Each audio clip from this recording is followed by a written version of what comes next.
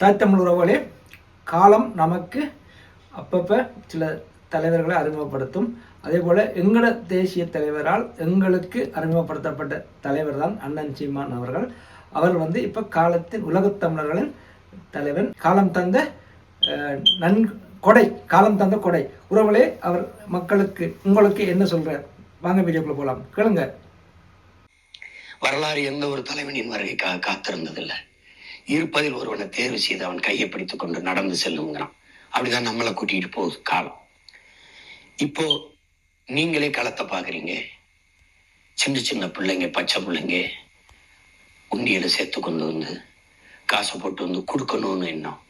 கொடுக்கும்போது பெரியப்பா எப்படியாவது நீங்க வென்றணும், எங்களுக்காக வென்றணும், நமக்கு நாம ஜெயிக்கிறோம் பெரியப்பா அப்படின்னு சொல்றது, எங்களுக்காக வெல்லுங்க என்று சொல்றது. பெரியவங்க தாய்மார்கள் அவங்கெல்லாம் வந்து பணத்தை கொடுத்து ஐயா எப்படியாவது ஜெயிச்சு வந்து நாட்டை காப்பாத்துன்னு சொல்றது. ஒரு முடிவெற்ற தம்பி உங்களுக்கு சொல்லியிருக்கேன், 5000 கொண்டு வந்து கொடுக்குறான், 5 நாள் சேமிச்சுங்கிறான். ஒரு மின் பணியாளர் எலக்ட்ரிஷியன் ஒரு 50 ரூபாய் கொடுக்குறான்.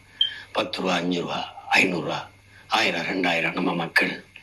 அது எவ்வளவு மாண்பு மிக்க மக்கள் நம் சொந்தங்கள் காட்டுது. முன்னைக்கு முன்ன மக்களின் மனத்துக்குள்ள நம்ம போய் அந்த இதயத்தை வெல்ல தொடங்கியிருக்கோம். இன்னைக்கு உலக நாடுகள்ல பரவி வாழ்கிற நம்ம இன சொந்தங்கள், குறிப்பா பிரித்தானியால லண்டன்ல அந்த நாடாளுமன்றத்துக்கு முன்னாடி எத்தனை நம் சொந்தங்கள் கூடி அங்கிருந்து நமக்காக பதாகையில ஏந்தி, கை பதாகையில நீங்க தயவு செய்து விவசாய சின்னத்தில் நாம் தமிழர் கட்சிக்கு வாக்கு செலுத்துங்கள்னு கேட்கறதெல்லாம் ஒரு பெரிய மாறுதல், பெரிய மாறுதல். உலக தமிழ் சமூகம் ஒரே அரசியல் கொடைகளை இணையுதுங்கிறது வரலாறு இதுவரை நடக்கல.